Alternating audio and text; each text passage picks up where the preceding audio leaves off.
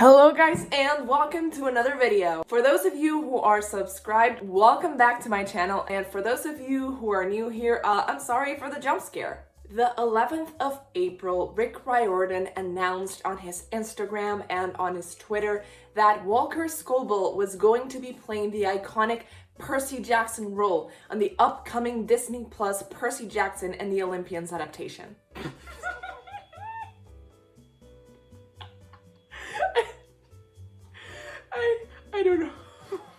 I don't know.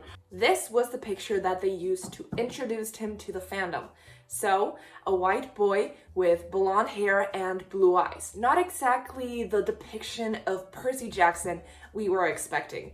However, the reaction from the fandom was mostly positive. From the moment that he was announced, most of the fandom was claiming him as our Percy. People spoke of hair dye, how it was easy to turn his hair darker, and how the eye problem could be easily solved with some green contacts. There were some disagreements, however, after Rick stated in a vlog that he personally would never ask Walker to dye his hair for the role. However, people still hoped that he would dye his hair for the role later on, in spite of Rick Riordan's statement. The fandom still had hope that the Percy we were gonna get was the Percy we had all imagined all those years ago. And then May 5th happened. Rick Riordan announced on his Twitter and on his Instagram that we already had the cast for Annabeth, Chase, and Grover Underwood, and he posted a picture of himself, the actor for Percy, and the actors for Annabeth and Grover. And this is when shit hit the ceiling. Now, I reacted for both of those announcements, for Percy's and for Annabeth's and Grover's. My video for Percy's announcements has a little over 95,000 views and just over 500 comments. On the other hand, my video about Annabeth and Grover's announcement has a little bit over 33,000 views and well over 1,200 comments. So that video has a third of the views, but more than double the comments. You can imagine why. And let's face it, when I say Annabeth and Grover's announcements, I really mean Annabeth's announcement. No shade to Grover or anything, but nobody really cared about his casting. Whether it's because this character has already been played by an actor of color, or because his race wasn't explicitly stated in the books, he hasn't had to face half as much of the hate or of the negative feedback that the actress for Annabeth has. We all love Grover, and people have gotten over it just like that. So today we're going to be focusing on Annabeth's casting. Like I said in my original reaction video, I knew that people were going to be mad. As soon as I saw that Annabeth was a black girl, I just knew the fandom was going to turn into the most toxic wasteland ever. However, I had seen this coming, because when Rick posted about Walker, he said that they were open to casting literally anyone as long as they were the right age and they portrayed the character correctly. So when that was announced, I started speculating that we might get a black Annabeth, and a black Annabeth we got. To say people weren't happy with this decision is the understatement of the century. You could go online and find a lot of positive feedback on it, but when you actually go into videos or posts and you read the comments, my faith in humanity was pretty low before, but now it has completely vanished. The day after I posted my reaction video, I woke up so excited to see the comments because I had been very happy with the comments I got on my Percy video. But I woke up and I saw that I had over 400 negative comments just after one day of having posted that video. Hate comments towards black people in general, towards Leah, who has been cast as Annabeth, a literal child who has probably landed the role of her dreams. And you can say that this is just like a bunch of kids being ignorant, but it's not kids. It's mostly adults who have loved this book since it came out way back when.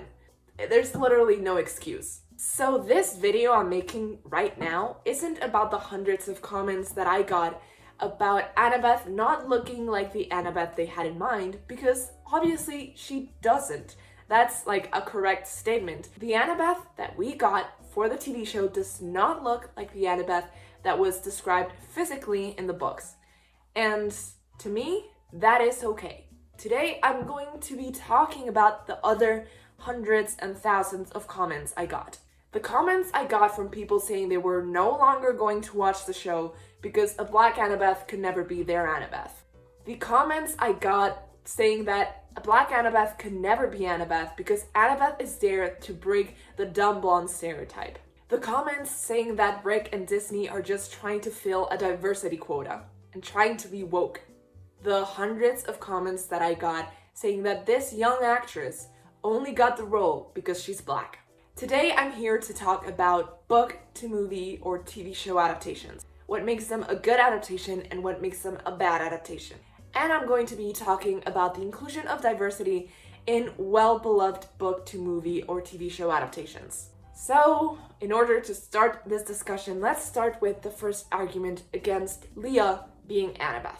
So, Leah isn't exactly an unknown actor. She has played several roles before and has been in a blockbuster this summer.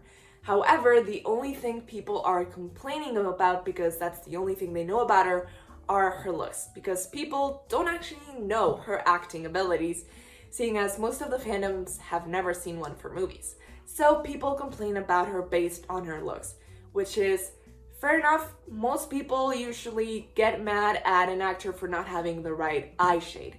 So I get it, I've been there, I've done that, but I've moved on. So, people's main argument is that she does not look like she was described in the book. I've seen a lot of comments of people saying that Rick goes out of his way to describe Annabeth and always being like, wow, her tan skin, her intelligent gray eyes, her blonde hair. And let me tell you, I don't know if you've read a lot of books, but Rick barely describes his characters. He does not go out of his way to give descriptors. We barely know what's the shape of her eyes, what's the shape of her nose, what's the shape of her lips. Does she have bushy eyebrows? Does she have freckles? Does she have any kind of skin imperfection? No, we just know hair color, hair texture, and eye color. And that's not a lot of description to go by. And I hate to say this, if you read J.K. Rowling's Harry Potter, you get a lot more character description, far more than Rick gives. So he really does not give that much, only enough for his young readers to be able to form a character in their minds. Percy does mention that Annabeth looks like a stereotypical California girl. I'm Spanish, so when I read this when I was 12, this meant absolutely nothing to me. Like, what is a California girl and what does she look like? And I'm pretty sure that a typical California girl has changed over the last decade. On top of this, people keep saying, oh, she's a California girl, she should look like this. She is not a California girl. She is a Virginia girl, okay? Get your facts straight. If you're going to complain about the casting, at least get your facts straight. So, going back to her main physical characteristics, we have the tan skin, and to that I say, she can't get any tanner than she is. So I think she's got that on lock. Then we got princess curls. I think we got that covered as well. Blonde, you know, hair can be easily changed. I have currently dyed hair, so that's a thing they can do pretty easily if they want to. Gray eyes, you know, contacts do exist, though I think the blonde hair is way more important than the gray eyes, just because eyes are such a little thing, you really can't tell. I think having dark eyes for Annabeth is the most important, and the fact that she conveys intelligence through her gaze is way more important than the shade of her eyes. So, we've seen that she can fit those 4 descriptors that people are so adamant about. Why then do people believe that she will never be their Annabeth, if that is how she was described in the books and that is how she can look in the TV adaptation, through a little bit of help and modification of hair color? Well, people complain because it's not how Rick described in the books. Rick described a white girl, and you know what Rick says is what should be done, isn't it? Yes, because now, all of a sudden, we're trusting Rick. Okay, so if what Rick said 10 years ago is the truth, then I'm guessing this is also the truth, huh? Because if we're trusting Rick now, then this official art is what the characters should look like. I'll give you a minute. Answer in the comments. Is this what you want? Annabeth, all in all, is not that bad. But do you really want ugly Percy? Now that is controversial because everyone and their mothers believes that Percy is the hottest character that has ever existed in any universe. And the fact that this canon official art exists makes people's blood boil. Well, if we're trusting the author and what the author thought these characters looked like 10 years ago, then this is what they should look like and this is what they should cast. Not convinced yet? Let's look at Grover's and Nico's, one of the most beloved characters in the show. So, are you convinced that maybe we shouldn't trust Rick from 10 years ago? Is this what you really want? Is this the kind of accurate you want? But no, unclaimed demigod, I hear you say, no, that's not what we want. We want these characters to be accurate, but also to be hot. Well, you can't have your cake and eat it too. I'm sorry. If you want book accurate from Rick 10 years ago, then this is what you're getting. It's your own fault. So this begs the question, is there a humanly possible way of a character looking 100% like every single child who has read this book imagined them as? The answer is no, unless you're Veria and you have influenced through your fan art and then official art what everyone pictured these characters as. But this is a live action adaptation, so Veria, I'm sorry, but get out of here. So if this is a human being, they can't look exactly like everyone pictured them. There's no one human being that can fit into the imagination of every single person who's read these books, so there's not a perfect adaptation. But people still think that having an actor that already looks like that character immediately makes them a better actor for that character than someone else who, at first glance, might not look like they were described in the books. So let's look at some examples of book adaptations to see which is better, to have a good actor or to have an actor who looks like the character was described. First up, we have my beloved Ginny Weasley. Now, Ginny Weasley is one of my favorite characters in the Harry Potter books, and I emphasize on books because she is one of the worst characters in the Harry Potter movies. Ginny Weasley is almost exactly like she was described in the books.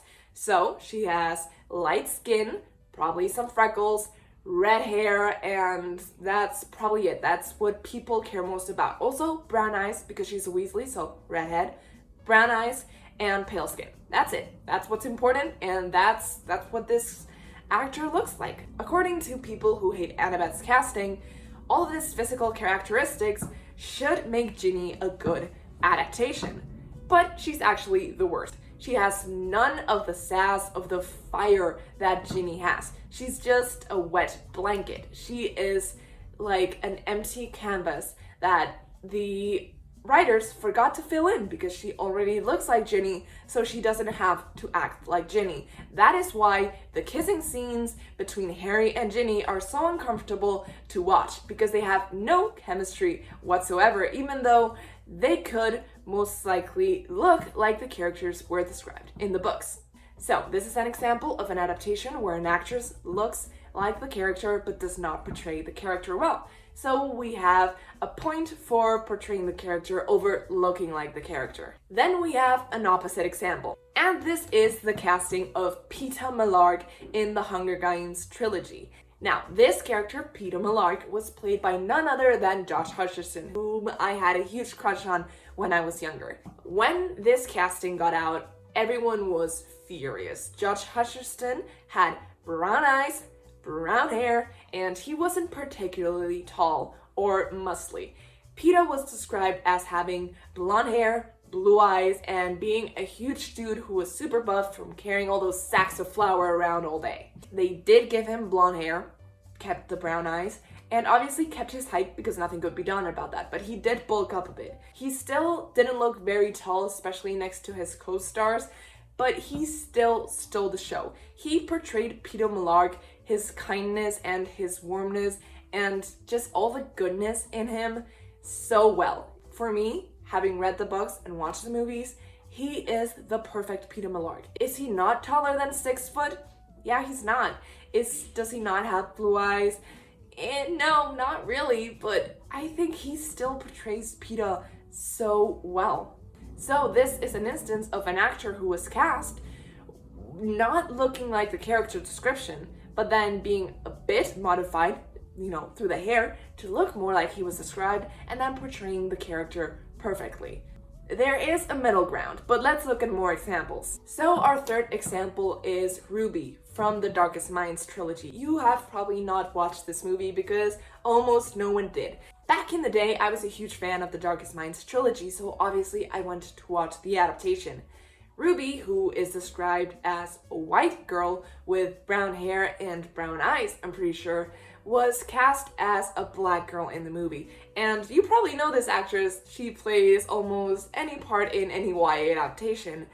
And she is a black girl. She's actually biracial, so obviously not really how she was described in the book. But did she portray Ruby well? Actually, no, not at all. But was it her fault? That is the question. And the answer is no, not really, not at all. Because if you've watched the movie, the script is bullshit. It's not at all like the books were. It's a different feel. They try to make it more appealing to like a younger audience. Their eyes change color when they're using their powers, and that looks like the lamest shit ever. The ending is completely changed. They tried to make it like a Divergent Hunger Games thing when it's not at all, and it's the script's fault. The character is completely changed, not because she's now darker skinned, but because she's not her anymore. So in this situation, would the looks have helped? If she was a white girl with straight hair, would she have been a better Ruby? No, she wouldn't have been Ruby, even if she looked like Ruby, because she was an empty shell of Ruby. And let me just go on a little tangent here. We obviously know that this actress was cast as Rue in the first Hunger Game movie. And let me tell you, people were outraged when they cast her. And you might be asking yourself, why? If Rue is actually a black girl in the books. Well, people did not picture Rue as a black girl in the books. They actually pictured her as a white girl. And people were complaining on Twitter because they were like, well, how can Katniss empathize so much with her? I thought she was supposed to remind her of Prim. Because someone can only remind you of your sister if they look exactly like her, not if they're like a little girl with the same personality. But people were complaining and saying on Twitter that if it's a black girl, they probably weren't going to cry when they murdered Rue in the movies. You don't empathize with black girls when they're brutally murdered. People complain about black people being cast for black roles, regardless. But going back, let's go and look at our fourth example of a character that was adapted onto the screen, and this character is Annabeth Chase herself. So we have the first movie. I was actually not online when the first movie came out, so this is just from like a retro perspective, looking back on the reaction of the fandom. I can imagine that seeing this picture of the actress, people weren't happy. She had blue eyes and brown straight hair. Also, she was like 20. Didn't necessarily look like she was described. Could have easily been made to look like the character description, but she wasn't. And was that a problem in the movie? Not necessarily, because the movie was already so shit that it didn't matter if Annabeth had blonde hair and it was tied up in a ponytail. Annabeth in the first movie is absolutely the worst character. She is the daughter of Athena. She is a badass with swords, but Percy beats her within the first 5 minutes of getting to Camp Half-Blood. And I know he beats Clarice in the books, but it's through his water powers, not through his swordsmanship, okay? And Annabeth was never stated to be like this best fighter of all time. Annabeth is a smart fighter, not so much of a physical fighter, but they made her to be like the coolest and the most badass in a physical way in that first opening scene. Then Percy has to save her all throughout the rest of the movie. Annabeth is a complete idiot. throughout the movie. She falls into every single trap, does not question anything, and needs Percy to save her and get them out of hard situations all the time. Does she add anything to the movie besides weird sexual tension? No, she does not. So let's look at movie number 2, the Sea of Monsters movie, the movie that literally no one watched. Now, Annabeth has curly hair and blonde hair in this movie. For some reason, they put it in a braid instead of a ponytail, which, sure, I guess. Is this a better portrayal of Annabeth? Because now she looks like you wanted her to look, so that makes her a better Annabeth, right? According to your logic. No, she's actually worse. She's actually much worse. Annabeth is a complete idiot in this movie, even worse and less badass than in the previous movie. She literally needs to check her iPad in order to find information about the fleece instead of just, being smart and knowing. She's like, let me check, maybe it's on my iPad.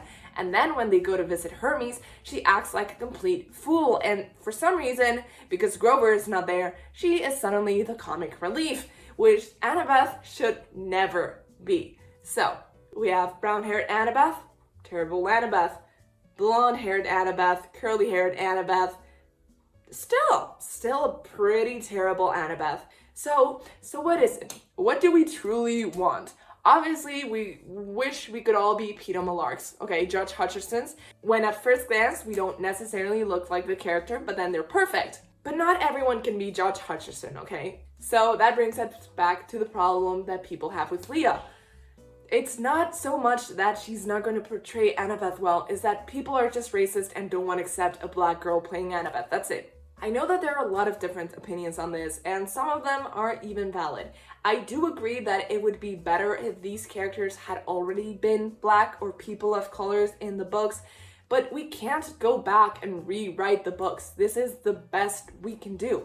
People are also complaining that there's already diversity in the books. People are actually talking about Heroes of Olympus. Let me tell you, this is an adaptation of the first 5 books, if at all. We only know we're getting the first book adapted because we don't know if there will be more seasons. So stop talking about the diversity in the Heroes of Olympus, which isn't actually diverse at all. There's only like 4 people of color, and that is already too much for you. Like, Black Annabeth and Black Hazel can't exist in the same universe because that's already way too many black girls in a book. But let's go back to the problem of diversity. People are saying that Rick has always been diverse. There's people of color in the books. Well, there's about 4 canonically people of color in the first 5 books, and 3 of them die. The only one that doesn't die is Chris Rodriguez. And oh my god, he's a traitor. He was on the bad side for so long. And oh my god, Ethan Nakamura, another one, is also a traitor who died a hero but, lived as a traitor. Zoe Nightshade, brutally murdered. Charlie Beckendorf, killed and was only important in like the 4th book. Yeah, not the best diversity. Of the only diversity there is 4 characters that get, Okay, so another thing that people are complaining about is that physical features are important for Annabeth because her blonde hair is something that has been an issue for her entire life. She has had to fight for blonde girl rights since she was 5, Annabeth is here fighting the good fight and breaking dumb blonde stereotypes. I can speak on this topic. I do have a blonde friend, and I asked her if she had ever been stereotyped as dumb, and she said no, not once in her life. People, it's 2022, okay? No, not 1960. We're not living with Marilyn Monroe kinds of issues anymore. No one has ever thought a girl was dumb just because she was blonde. Maybe they think a girl is dumb because a girl is dumb, and that's fair enough. But never because she is blonde. Not in 2022, or not like in the 21st century, okay? That doesn't happen anymore. You know what does happen? Girls being thought of as less intelligent because they're beautiful. That happens a lot. You know what group of people are usually underestimated by society? Black women, especially black beautiful women. So the fact that Leah is quite a pretty girl would work perfectly in this scenario. So she probably has a lot of stereotypes she has to break. She probably is going to be underestimated in the show. hundreds of times just for looking the way she looks. So if you want someone to break those stereotypes, I think Leah is the perfect person to do that. It might be from a different angle, but it still works and it actually makes sense. The fact that Annabeth breaks dumb blonde stereotypes and that it's so important to her character, it's a lie. It's not a fact. It's actually just a throwaway line in one book, in actually the 8th book in the Percy Jackson series. You know, it's in Mark Athena, it's a throwaway line in a chapter in Annabeth's point of view.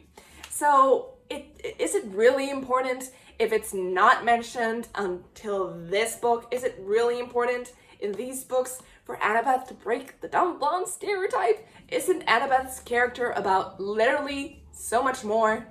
Okay, and lastly, I wanted to talk about the thing that makes me the most mad, and that is people calling it reverse whitewashing. Now, for those of you who aren't familiar with the term, whitewashing is when you take a character who is a person of color and you make them white. This happened with the Netflix adaptation of Death Note, where it's a story set in Japan and they made it a story set in the US with mainly white characters. This also happens quite a lot in cinema. Just watch Doctor Strange, where an Asian man who was Sorcerer Supreme was turned into a white woman. And it happens other countless times. And it's terrible because what little diversity there is in the originals is stripped away in the adaptation. So no, it's not good. Reverse whitewashing is when you take a character that was originally white in the original material and then you turn them into a person of color. You also have characters who are white in the Flash comics who are black in the TV show, like Iris and then Kid Flash and then Impulse. So that happens there as well. But it doesn't take away from the characters. If anything, it adds, because these are stories that had no diversity to begin with, so you add it in. The argument is that instead of changing characters that already existed into people of color, they should create new characters of color so they can be represented well since the beginning and not take characters away from, white people. The problem with this is that the characters that people are gonna love are already super well established. So if you introduce a new character now and make it a person of color, the likeliness that they'll be popular is almost zero because people just want nostalgia and just want what they already know and love. And the fact is that reverse whitewashing doesn't exist because it's not the same at all. When you're making someone a person of color when in the adaptation, you're adding diversity. When you're making someone white when they were a person of color, you're detracting from that diversity. And usually, characters who are people of color have something in their storyline to do with the fact that they're a person of color. That does not happen for white people, you're not taking anything away from the story. So people are complaining that Ariel is gonna be a black woman. Does Ariel's whiteness add anything to the story? No, none whatsoever. You know what would be bad? If they cast someone who couldn't sing. On the other hand, if you cast a white person as Tiana from The Princess and the Frog, that would make no sense because their story is literally about breaking stereotypes and about being able to work hard and make your place in a world that is actively working against you. We literally see Tiana and her mom get onto a bus or something like a trolley and have to sit all the way on the back because they weren't allowed to sit with white people. So Tiana's skin color is important to her story.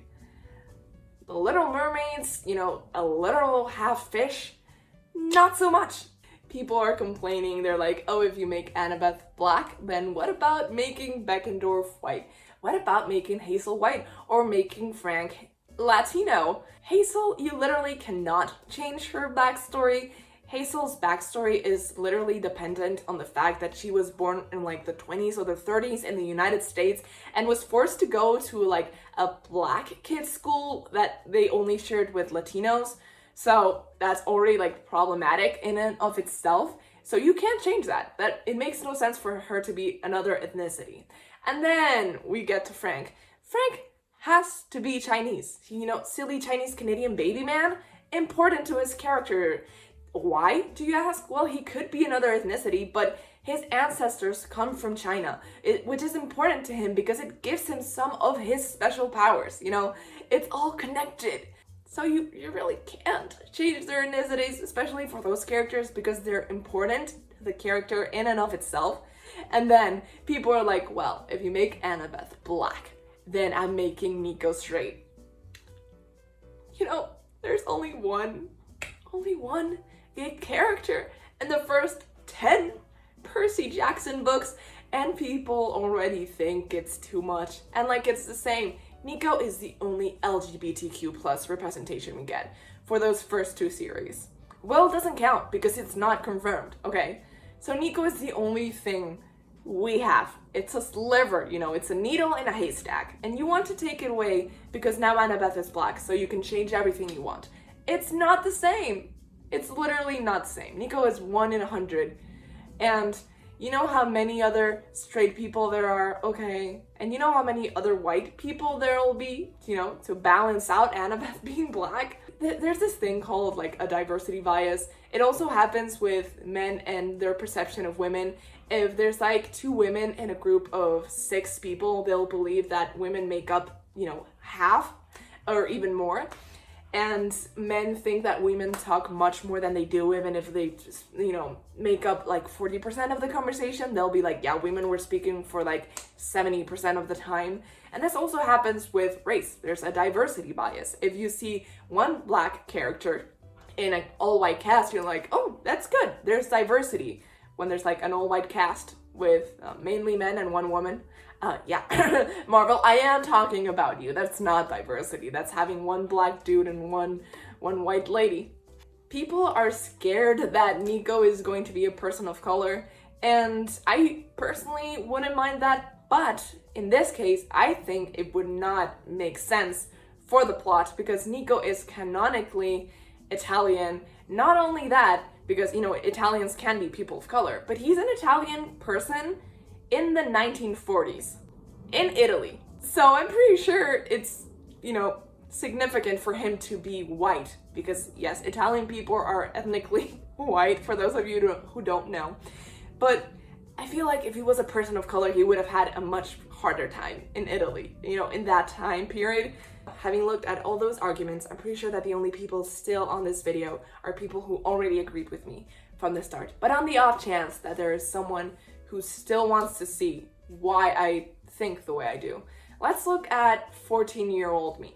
I read this book series when I was 14 and I was extremely obsessed with it. I say like I'm not obsessed with it anymore, but yes, I was.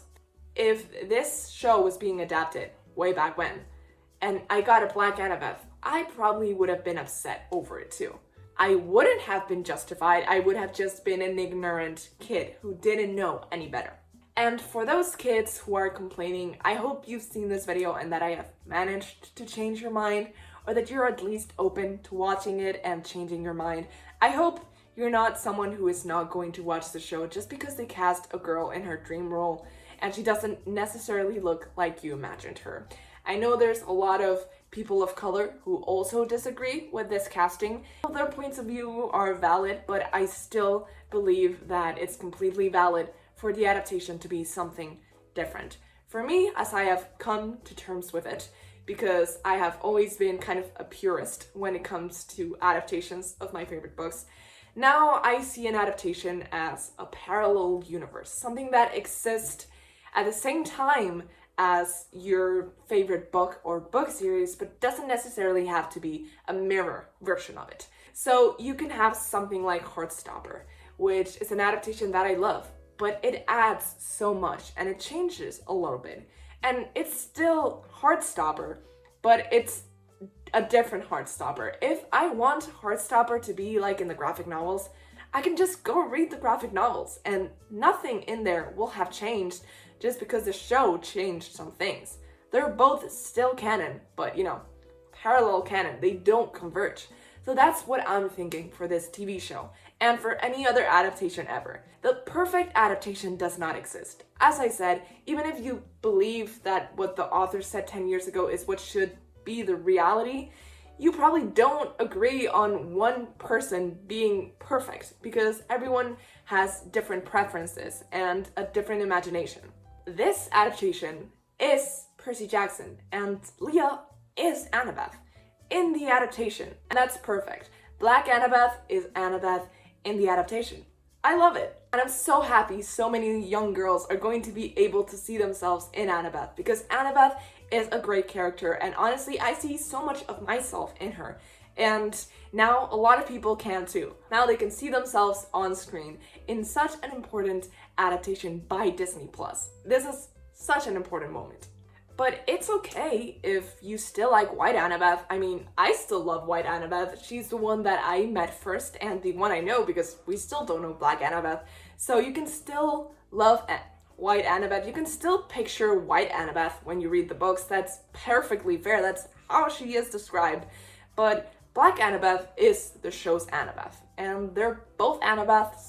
They can both coexist. I loved seeing the fan art of book Annabeth with TV show Annabeth, you know, them hugging and them accepting each other. I thought that was super cute. If you have a negative opinion about the actress, that's your opinion, and sure, fair, I guess, but you don't feel the need to share it online where this child can see it and where other children and people of color can see it, because it adds nothing. It adds toxicity, and that's nothing good. So if you have nothing good to say, just don't say it. You know, I have been not very happy with the red, white, and royal blue casting, but I've kept it to myself. I talked about it with my friends, but I didn't feel the need to add to the online hate that there is surrounding Alex's actor, because, you know, it adds nothing. It's not gonna change it at all. They're never going to change the casting just because you complain about it. This is not Ugly Sonic.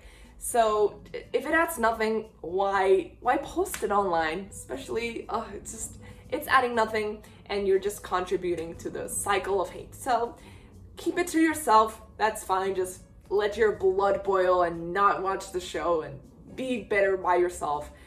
Sure, I'll leave you to that, but I guess this is the end of the video. Please leave a like if you like this video. I feel so weird saying this for this video. Comment down below what your opinion is.